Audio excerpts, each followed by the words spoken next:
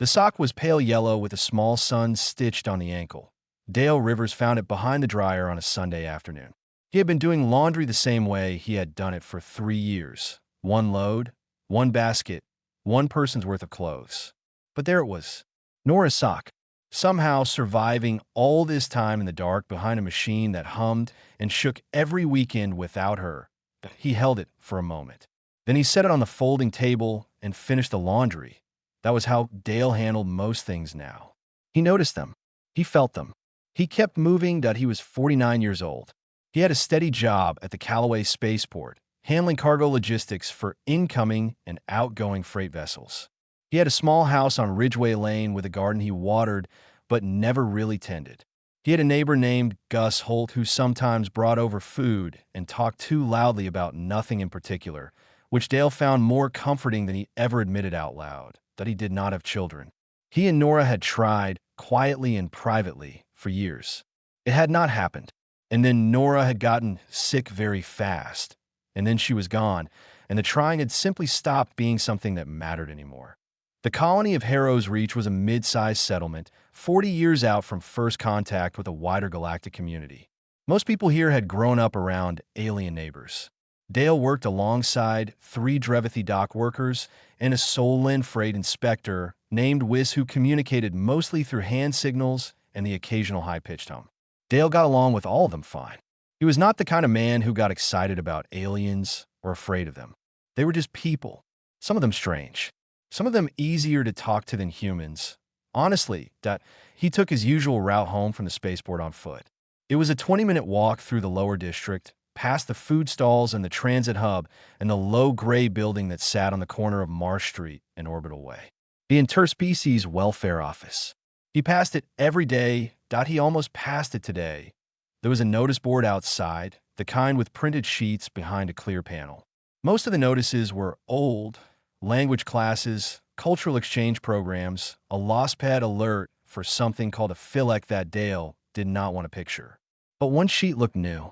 The paper was still bright white, that he stopped that emergency foster placement AD species.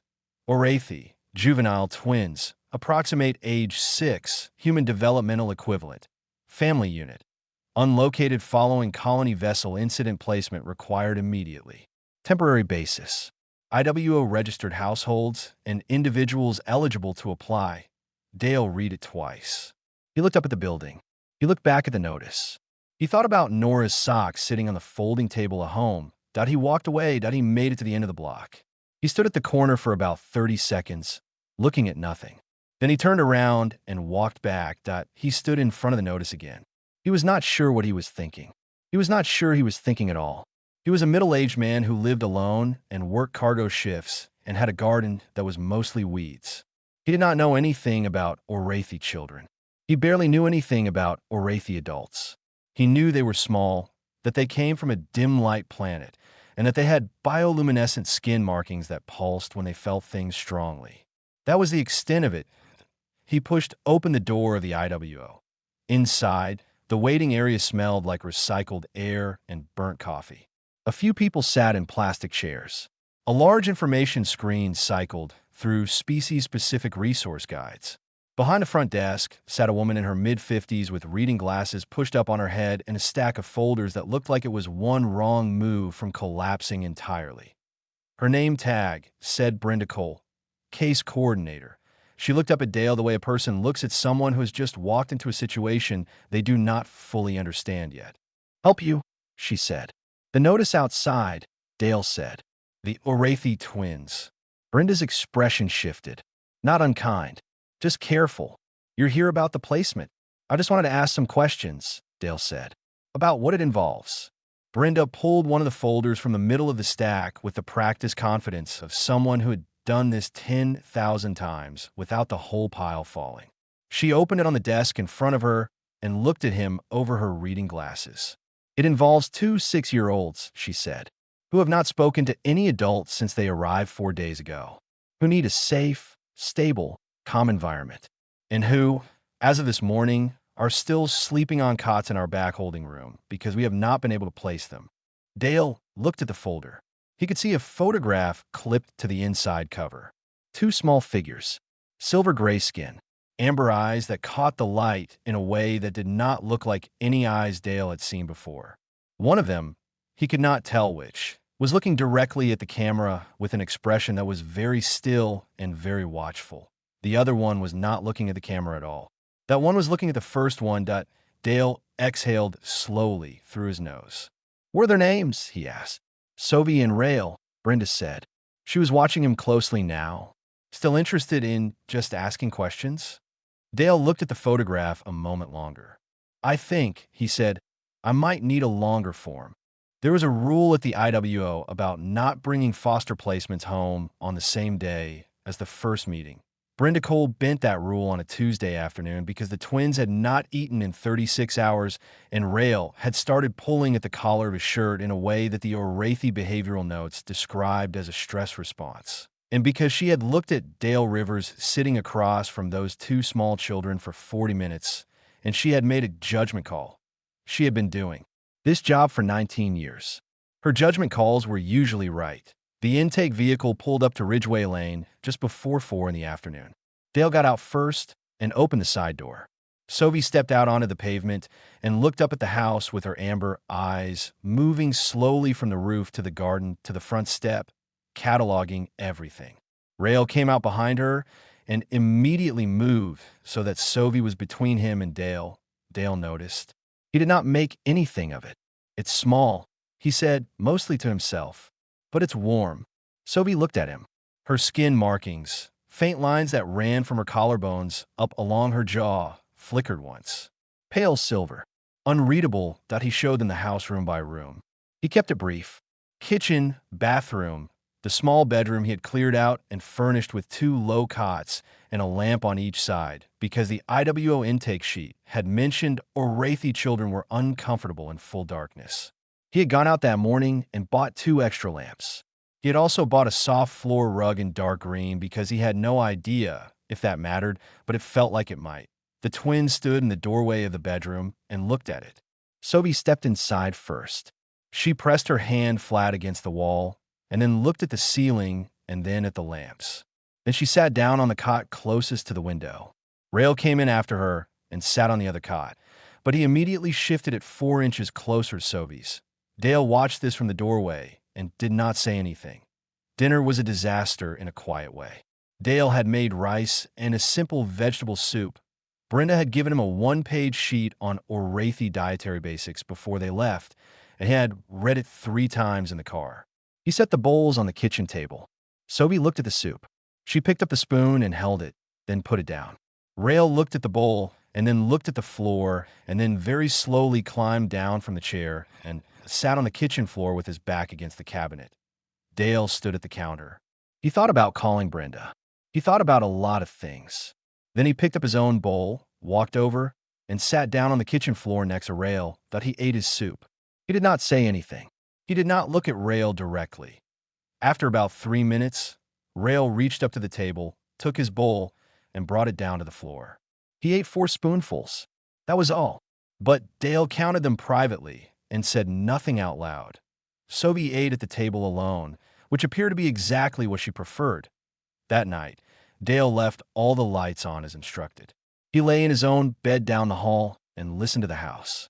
It was not the same quiet as before. There were small sounds now, soft movements.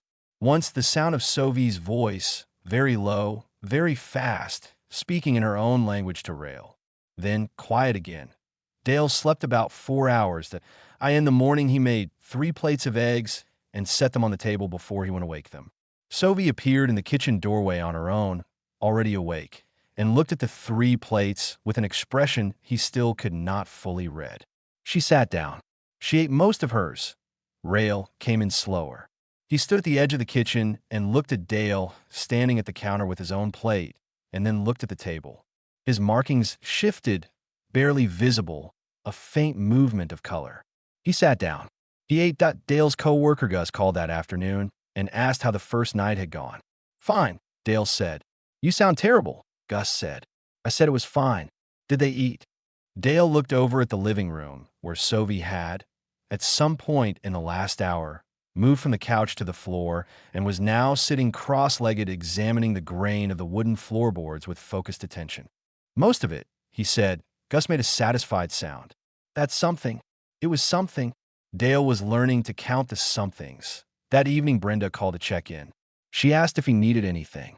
He asked for the name of the best Orathe cultural resource contact the IWO had on file.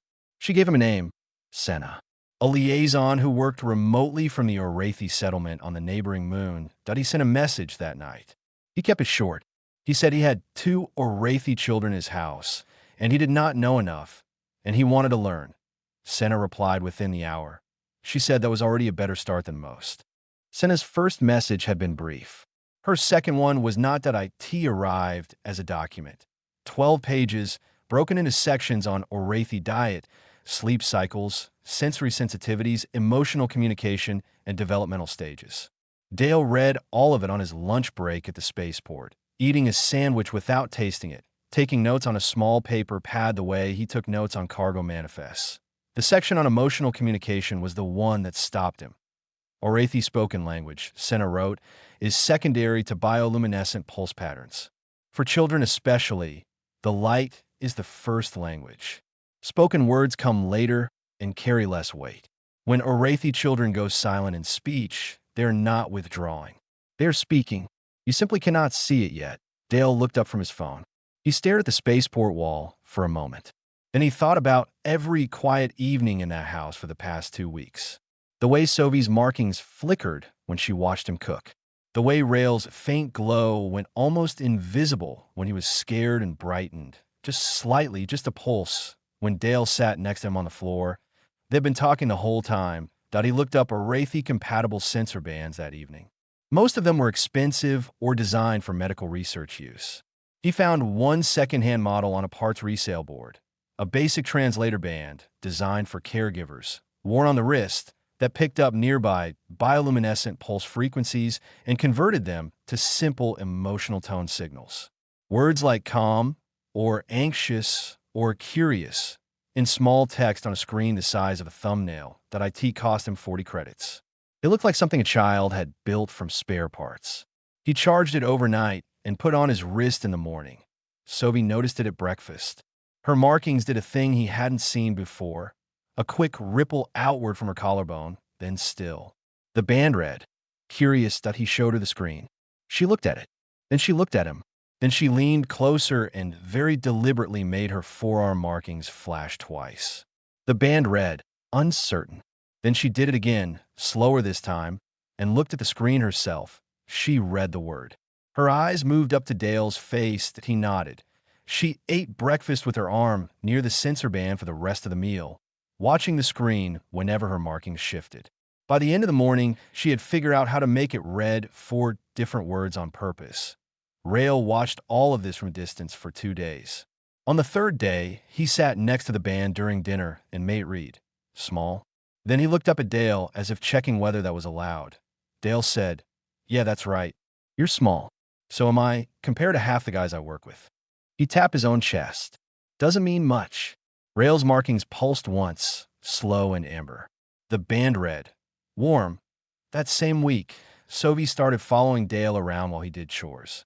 Not helping, just following. She watched him fix the leaking kitchen tap with the focused attention of someone studying for an exam. She watched him fold laundry and sort it by color. She watched him water the garden and then stood next to him staring at the weeds with what the sensor band identified as disapproval. Yeah, Dale told her. I know. I keep meaning to fix that. She looked at him. Then she pulled out a weed. Then she looked at him again. Okay, he said. Fair enough. They pulled weeds for an hour. She did not speak. The sensor band sat on his wrist and read. Focused. Satisfied. Focused again. Dale messaged Senna that evening and told her about the garden. Senna replied that Orathe children from agricultural colony families often find comfort in working with soil. It is tactile, predictable, and produces visible results. She asked if Sovi had initiated the activity. Dale said yes. Senna replied, she is starting to trust the space. That is significant. At the spaceport, Gus asked how things were going, and Dale said they were going. Gus looked at the sensor band on his wrist and raised both eyebrows. Is that what I think it is? It helps me understand them. Gus looked at it for another moment. You bought a translator band. For kids who don't speak. They do speak, Dale said. I just couldn't hear it before. Gus was quiet for a second. Then he said, in a different voice than usual, you know, Brenda from the IWO called the placement review office yesterday. Dale looked at him. How do you know that? Because Brenda is my cousin, Gus said and shrugged. She said you've got 2 weeks before the standard temporary placement window closes. After that, it's either extended guardianship application or transfer to a long-term Orathi placement family 2 systems over. Dale turned back to his cargo manifest. He was quiet for a long time. Then, where's the extended guardianship form? Gus reached into his jacket pocket and put a folded paper on the desk between them. Brenda said you'd ask, he said. She already printed it. That evening, Sovi said his name for the first time. Not Dale. Dale. The Orathi mouth could not quite reach the exact sound. She sat in the kitchen while he was making dinner, and she was very seriously sorting vegetables by size for no reason he could identify. He stopped what he was doing. He looked at her. She did not look back. She just kept sorting. But her markings were steady amber all the way through dinner. The censor band did not have a word for what they read. The closest it gave him was home. The extended guardianship form was 11 pages long. Dale filled it out at the kitchen table over 3 evenings. Sovi sat across from him both times, doing homework sheets that Brenda had obtained from the local mixed-species school system. Rail sat on the floor nearby and built small structures out of the wooden blocks Dale had bought on a guess, and which had turned out to be exactly the right kind of thing. The house was quiet in the way it was always quiet now. Occupied, warm, not emptied. He submitted the form. 4 days later, a letter arrived telling him a formal review hearing had been scheduled. He hired a legal aid worker named Petra Walsh, who was sharp and overworked and had a voice like someone who had already won 3 arguments today and was prepared to win 3 more. She had handled 1 prior interspecies guardianship case. She told Dale it would be complicated. He said he understood. She looked at him for a moment and said, most people say that and don't mean it. I need you to actually mean it. He meant it. The complication came from a direction he had not expected. Not from the government. Not from the IWO. From an Orathi advocacy group called the Settled Kin Coalition, a small organization run by Orathi diaspora families who monitored interspecies placements and had the legal right to file a developmental welfare objection if they believed a placement was unsuitable. They filed one that their argument was not hostile. Dale read their statement twice and understood where it came from. They said that Orathi children in early developmental stages required exposure to bioluminescent emotional communication from caregivers, that a human household, however well-meaning, could not model or respond to light language in the way that shaped healthy Orathi emotional growth. They were not saying Dale was a bad person. They were saying he was the wrong species. Petra told him not to panic. He was not panicking. He was making notes that he called sin of the night before the hearing. She was quiet for a while after he explained the objection. Then she said she would attend the hearing remotely as a cultural expert witness. She also said she would submit a written statement of her own. The hearing room was small and official and slightly too cold. Dale sat at one table. The Settled Kin Coalition's representative sat at another. Petra sat beside Dale with a folder that matched his in thickness. The review panel was 3 people, 2 humans, 1 Orathi observer who had not spoken yet, and whose markings Dale could not read without his sensor band, which he was wearing. The coalition's representative spoke first. She was calm and thorough. She laid out the developmental argument clearly. She was not wrong about any of the facts she presented. Then Petra went through Dale's documentation, the daily schedule, the dietary records updated with Senna's guidance, the medical check reports showing both twins gaining weight steadily, the sensor band logs, which Dale had been saving without really thinking about why, pages of time-stamped emotional readings, weeks of data showing 2 children moving, slowly and unevenly, from readings like anxious and uncertain toward readings like calm and safe, and repeatedly warm. Senna's written statement was read aloud by the panel moderator. She described her remote sessions with Dale. She noted that he had contacted her within his first week. She wrote, "In my experience, the adults who seek out knowledge before being told to are the ones who stay when it becomes difficult." Then the panel asked if the children could be brought in briefly. Brenda had brought Sophie and Rael to the building and kept them in a waiting room down the hall. They came in now, Sophie first, eyes moving around the room quickly. Rael came in behind her and immediately looked at Dale. The panel moderator addressed them gently. She asked if they knew where they were. Sophie nodded. The moderator asked if they felt safe where they were living. Sophie looked at Dale. Her markings ran amber from collarbone to jaw. She looked back at the moderator and nodded again. The moderator turned to Rael. Rael did not look at her. He walked across the room, past his sister, past Petra, and climbed into Dale's lap. He sat there and looked at the table. The room was very quiet. The Arathi observer on the panel leaned forward slightly. Her markings shifted. Dale's sensor band caught the edge of it and gave him a single word: recognition. The moderator looked at the Arathi observer. The observer said, in careful standard speech, "In Arathi child behavior, unsolicited physical contact with a non-family adult is an act of declared trust. It is not a casual gesture." The coalition's representative looked at her papers. She did not add anything. After the hearing, in the corridor outside, Petra said the provisional extension would almost certainly be granted. She said it in her flat, practical voice, but she was smiling at the corner of her mouth. Outside the building, Gus was leaning against his vehicle, holding a cake box. He had taken the afternoon off work. The cake inside said "Congrats, Dad" in white icing that was slightly uneven on the right side. Rael looked at the cake. He looked at Dale. His markings pulsed twice. The sensor band read, "Happy." Dale put his hand on Rael's head for a moment, just briefly. Then he looked at Gus and said, "You can't spell." "I ran out of room," Gus said, completely unbothered. "Get in the car. We're celebrating." Sophie was already opening the car door. Nobody had told Dale that grief works on a delay. Nora's grief had hit him right away, hard and total, like stepping off a ledge. He had learned to carry it. But Sophie and Rael's grief was different. It had been buried under survival, under the shock of the ship accident, under the disorientation of a new planet and a new house and a new human who smelled like cargo docks and cooked eggs every morning. The grief had waited politely. Then about 2 months in, it stopped waiting. Rael started waking in the night, not crying exactly, more like surfacing from somewhere, sitting straight up on his cot, markings gone, completely pale, eyes open and not seeing anything in the room. Dale would hear on the monitor he had set up, and he would come down the hall and sit on the floor beside the cot and say nothing. Just be there. It always took about 10 minutes for Rael's markings to return to color.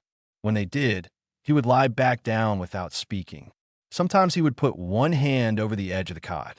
Dale would touch his fingers briefly. Then they both went back to sleep. Senna called this going still. She said it was common in Arathi children after major loss. She said the only correct response was exactly what Dale was doing. Do not ask questions. Do not try to pull them out of it. Just be present. He was present. Most nights, he was tired. Then the school incident. Sophie had started at Harrow Reach Mixed Species Primary 6 weeks in. She had adapted quickly in the way she adapted to most things, watching first, moving in slowly, mapping the social terrain before engaging. She had made a tentative connection with a Drevathi girl named Yal who sat beside her in morning language class. 2 older human kids, both 10 years old, both from the district closer to the industrial port, started mocking Sophie's markings during lunch break. Dale never learned exactly what they said. What he knew was that Sophie came home that afternoon with her markings completely dark and did not light up again for the rest of the evening. Not once. Not even at dinner. The sensor band stayed blank and quiet in a way that felt worse than any word it could have given him. Senna told him what dark markings meant. It was shame. Deep, total shame. Dale sat with that for about 1 hour. Then he contacted the school. He went in the next morning. He sat in a meeting with the class teacher, a man named Fowler, and the parents of both children. He did not raise his voice once. He explained, in plain and simple terms, what Arathi bioluminescent markings were, what they communicated, what it meant for a child who had already lost her entire family to have someone mock the one thing she could not hide or turn off, the thing that showed exactly how she was feeling at every moment of every day. Point one of the parents cried. The other apologized twice, and then a third time on the way out the door down on the walk back to the car. Dale called Senna and told her what he had done. Senna was quiet. Then she said, "You went to the source, not to the child. You did not make her carry it. She's already carrying enough," Dale said. That evening, Sophie's markings came back. Faint at first, then steadier. By bedtime, they were amber again. She did not speak about it. Neither did Dale. The medical review at the 8-week mark showed that both twins were healthy and their nutrition levels had fully normalized. But it also showed that Rael had a minor sensory processing issue common in Orathi children from deep space colony vessels. Something to do with pressure sensitivity that had gone undiagnosed in the chaos after the accident. It was manageable. It required a small adjustment to his sleep setup and a specific kind of weighted cover. Dale ordered it the same day and had it fitted by the weekend. The hard days stacked up. A week where Rael refused to eat almost anything. A night where Sophie woke up calling out in Orathi, fast and desperate, and Dale did not understand a word but held the doorframe of their room and said her name, just her name, until she stopped. 3 days where the sensor band gave him nothing but anxious and uncertain and distant no matter what he tried. He called Senna on a Thursday night after the twins were asleep. He sat in the dark kitchen and said, "I'm not sure I'm enough for this." Senna was quiet for a moment. Then she said, "The measure of a parent, in my culture, is not what they know. It is whether they stay." Dale looked at the kitchen.